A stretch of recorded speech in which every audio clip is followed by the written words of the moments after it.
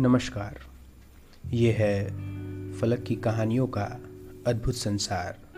किस्सा कहानी, कहानियाँ जिनमें हम लिखते हैं खुद को। मैं हूँ जया नमन और आपको सुना रहा हूँ टीचर्स डे स्पेशल में अपनी ही लिखी कहानी जिसका शीर्षक है मेकअप। कक्षा 6वीं के हर बच्चे को एक टॉपिक दिया गया था। उस पर फाइल बनानी थी और उस टॉपिक पर विस्तृत जानकारी भी लिखनी थी। सब ने खूब संवार कर फाइल बनाई। खूब सारे रंग, खूब सारा ग्लिटर पेन इस्तेमाल हुआ।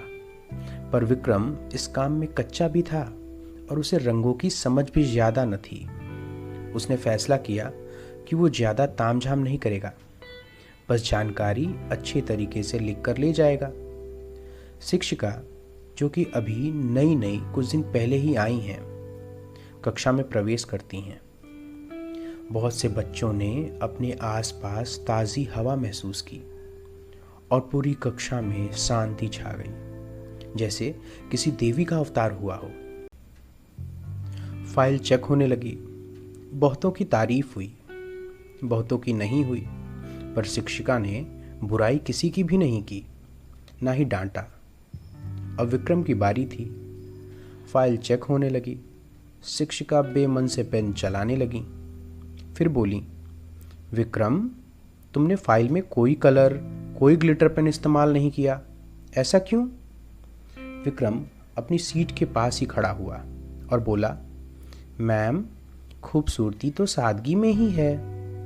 इतने छोटे बच्चे के मुख से ऐसी बात सुनकर शिक्षिका मुस्कुराने लगी। अपने गाल पर हाथ टिकाकर विक्रम को अपनी बड़ी बड़ी आंखों से एकटक देखने लगी और मुस्कुराती रही। विक्रम शर्माकर नीचे देखने लगा। विक्रम शर्मा रहा था पर खुश बहुत था, क्योंकि उसे भी कक्षा के बाकी लड़कों की तरह मैम बहुत सुंदर लगती थी। शिक्षिका अपनी हंसी को जबरदस्ती किसी तरह रोकने में सफल हो गई और बोली, बैठ जाओ। विक्रम उस दिन बहुत खुश था। उसके दिमाग में मुस्कुराती हुई राधा मैम का चेहरा छप गया था। दिन भर उन्हीं के बारे में सोचता रहा। अगले दिन राधा मैम ने फाइल बनाने के लिए सबको 10 में से 8 या 9 नंबर दिए, पर विक्रम को 10 में 10 मिले। बाकी बच्चों ने पूछा, मैम, विक्रम की फाइल में तो कोई भी डेकोरेशन नहीं है, उसे सबसे ज़्यादा नंबर क्यों दे दिया आपने? मैम बोली, खूबसूरती तो सादगी में ही है। विक्रम की आंखें चमक उठी। वो अपनी फाइल हाथ में लेकर मैम को देखता रहा। आज मैम और सुंदर लग रही थी, क्योंकि वो मेकअप के बिना सादगी के साथ आई थी।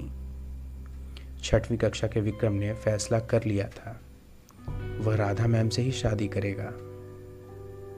ये कहानी इतनी ही। फिर मिलते हैं एक नई कहानी के साथ। आप सभी को शिक्षक दिवस की ढेरों शुभकामनाएं।